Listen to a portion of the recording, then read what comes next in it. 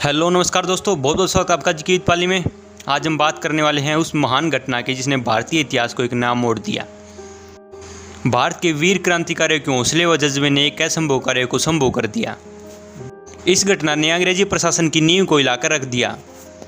आज हम बात करने वाले हैं इतिहास की एक विख्यात घटना काकोरी कांड के बारे में। इस वीडियो में हम जानेंगे कि भारत के वीर क्रांतिकारियों ने इस घटना को कब और कैसे और कहां अंजाम दिया था। भारतीय इतिहास के अहम तथ्यों के बारे में जानकारी प्राप्त करने के लिए जुड़िए जीके विद पाली से। आइए काकोरी कांड के बारे में बारीकी से अध्ययन करते हैं। काकोरी कांड को जिस क्रांतिकारी संगठन ने अंजाम दिया था उसका नाम था हिंदुस्तान सोशलिस्ट रिपब्लिकन एसोसिएशन। इस संगठन की स्थापना अक्टूबर 1924 को महान क्रांतिकारी रामप्रसाद बिस्मिल, योगेश चंद्र चटर्जी, चंद्रशेखर आजाद और सचिंद्र नाथ सान्याल के द्वारा कानपुर में की गई थी। महान क्रांतिकारियों के इसी संगठन ने सरकारी खजाने को लूटने के लिए सारी की सारी रूपरेखा तैयार की थी। शाहजहांपुर में हुई क्रांतिकारियों की बैठक में ट्रेन से सरकारी खजाना लूटने का प्लान बनाया गया और इस प्लान का नेतृत्व रामप्रसाद बिस्मिल के द्वारा किया गया।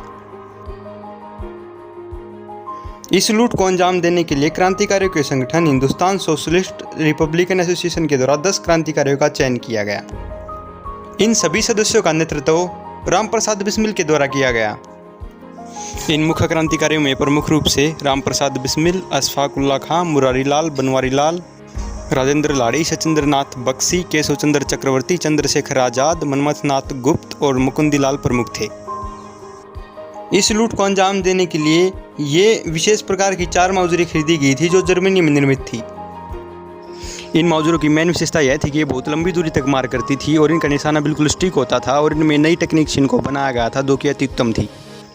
इन मौजूरों पर इनकी पीछे की तरफ से इस प्रकार ये लकड़ी का पट लगाकर इनको राइफल की तरह भी यूज किया जाता था। इससे इनकी मारक क्षमता और भी ज़्यादा हो जाती थी और निशाना बिल्कुल स्टिक होता था। मौजूर की इन्हीं विशेषताओं के कारण काकोरी कांड में इसका विशेष रूप से प्रयोग किया गया।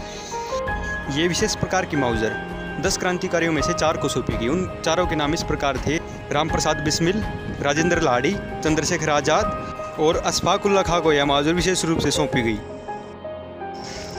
9 अगस्त 1927 को सभी क्रांतिकारी अपने तय प्लान के अनुसार सहारनपुर लखनऊ पैसेंजर ट्रेन में सवार हुए और काकोरी स्टेशन से निकलते ही राजेंद्र लाड़ी नामक एक क्रांतिकारी ने इसकी चैन पुलिंग कर दी।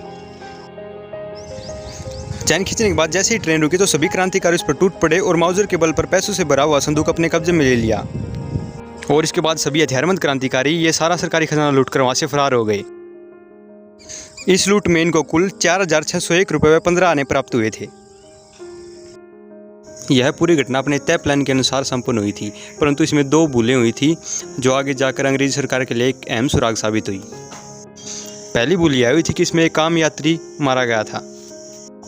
रामप्रसाद बिस्मिल जब पैसों से भरे संदूक के लॉक को थोड़े से तोड़ रहे थे तब उन्होंने जर्मन में निर्मित अपनी विशेष प्रकार की मौजर मनमथ नाथ गुप्त को सौंप दी थी। इस क्रांतिकारी के हाथ में यह मौजर पहली बार आई थी, इसलिए उत्सुकता में इन्होंने इससे गोली चला दी और वह गोली जाकर एक यात्रीगण को लगी जिसकी मौके पर ही मौत हो गई।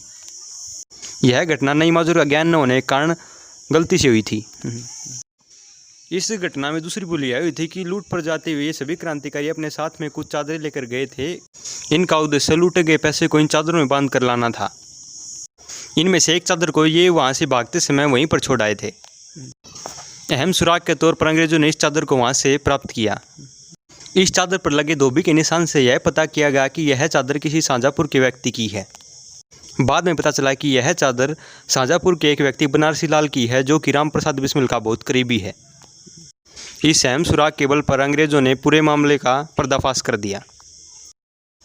खुफिया पुलिस प्रमुख खान बहादुर तसदुक हुसैन ने पूरे मामले की पड़ताल की और हिंदुस्तान सोशलिस्ट रिपब्लिकन एसोसिएशन से जुड़े हुए 40 लोगों को गिरफ्तार कर लिया गया। इस लूट के कारण गुस्से में अंग्रेजी सरकार क्रांतिकारियों का नामो निशान तक मिटा देना चाहती थी। ये गिरफ्तारियां अलग अलग जगह पर एक ही रात में छापे मारकर की गई। अंग्रेजी सरकार किसी को बख्शने के मूड में नहीं थी। महान क्रांतिकारी चंद्रशेखर आजाद के साथ में मुरारी शर्मा, केशव चक्रवर्ती, अशफाक उल्लाह खां और सचिंद्र नाथ बख्शी फरार थे। यह केस विशेष न्यायाधीश JRW बेनेट के न्यायालय में दर्ज हुआ। यहाँ पर न्यायालय में सुनवाई के दौरान रामप्रसाद बिस्मिल जी ने अपना केस खुद लड़ने की इच्छा जताई। उन्होंने यहाँ पर धारा प्रवाह इंग्लिश बोलकर यहाँ पर खड़े हुए सैकड़ों सरकारी वकीलों को निःशब्द कर दिया। अंग्रेज़ों ने अपनी हार के डर से रामप्रसाद बिस्मिल को उसका केस नहीं लड़ने दिया। अंग्रेज़ों को यह विश्वास था कि रामप्रसाद बिस्मिल अपने तर्कपूर्ण रवैये से ये केस जीत जाएंगे। इस कारण अंग्रेज़ों के द्वारा रामप्रसाद बिस्मिल जी को उनके अधिकार से वंचित रखा गया। न्यायाधीश के द्वारा 22 अगस्त 1927 को फैसला सुना गया और रामप्रसाद बिस्मिल, अशफाक उल्लाह खां और राजेंद्र लाड़ी रोशन सिंह को फांसी की सजा सुनाई गई। इसके अलावा मनमथ नाथ को 14 साल की कैद हुई। सचिंद्र नाथ बख्शी को उम्र कैद की सजा सुनाई गई। मुकुंदी लाल को 10 साल की कैद हुई। इसके अलावा बनवारी लाल को 5 साल की कैद हुई। इसके अलावा हिंदुस्तान सोशलिस्ट रिपब्लिकन एसोसिएशन के बहुत सारे सदस्यों को कठोर कारावास की सजा सुनाई गई। इन सभी महान क्रांतिकारियों को बचाने के लिए ठाकुर मंजीत सिंह राठौर ने सेंट्रल लेजिस्लेटिव काउंसिल में मृत्युदंड को आजीवन कारावास में बदलने की याचिका लगाई। अंग्रेजी सरकार ने उनकी इस याचिका को सिरे से खारिज कर दिया। मदन मोहन मालवीय, मोहम्मद अली जिन्ना, गोविंद वल्लभ पंत, लाला लाजपत राय और NC केलकर ने शिमला में जाकर वायसराय से मुलाकात की। उन्होंने वहां पर वायसराय से दायर याचिका लगाई और क्रांतिकारियों की जान बख्शने की अपील की। वायसराय ने इन सभी को पेशेवर अपराधी बताते हुए इनकी मांग को सिरे से खारिज कर दिया। मदन मोहन मालवीय यहीं पर नहीं रुके, वह इंग्लैंड तक गए। उन्होंने विख्यात वकील A.L. पोलक के हाथों इंग्लैंड की प्रिवी काउंसिल में समाधान याचिका दायर की, परंतु वहां से भी खारिज हो गई। अब इन महान क्रांतिकारियों को बचाने के लिए कोई भी रास्ता नहीं बचा था। यहाँ पर पहले नंबर पर आपको दिखाई देने वाले क्रांतिकारी रामप्रसाद बिस्मिल को 19 दिसंबर 1927 को गोरखपुर की जेल में फांसी दे दी गई। दूसरे नंबर पर दिखाई देने वाले अशफाक उल्लाह खां को 18 दिसंबर 1927 को फैजाबाद की जेल में फांसी दे दी गई। तीसरे नंबर पर दिखाई देने वाले रोशन लाल को इलाहाबाद की जेल में फांसी दे दी गई। चौथे नंबर पर दिख रहे महान क्रांतिकारी राजेंद्र लाड़ी को 17 दिसंबर 1927 को गांडा की जेल में फांसी दे दी गई। इस प्रकार ये चारों महान क्रांतिकारी हमारे सुनहरे भविष्य के लिए हंसते हंसते सूली पर चढ़ गए। इसके बाद इतिहास के महान वीर महान क्रांतिकारी चंद्रशेखर आज़ाद का एनकाउंटर 27 फरवरी 1931 को इलाहाबाद के एल्फ्रेड पार्क में कर दिया गया।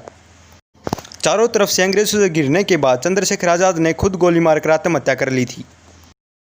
इस प्रकार इन सभी 10 क्रांतिकारियों ने मिलकर अपने हौसले व जज्बे से काकोरी कांड को अंजाम दिया। इनमें से 4 क्रांतिकारियों को फांसी की सजा हुई। इसके अलावा चंद्रशेखर आज़ाद फरार रहे और इसके बाद बचे हुए क्रांतिकारियों को भी अंग्रेजों ने कठोर कारावास का दंड दिया। यह घटना काकोरी कांड के नाम से भारतीय इतिहास में एक अहम स्थान रखती है। जय हिंद, जय भारत।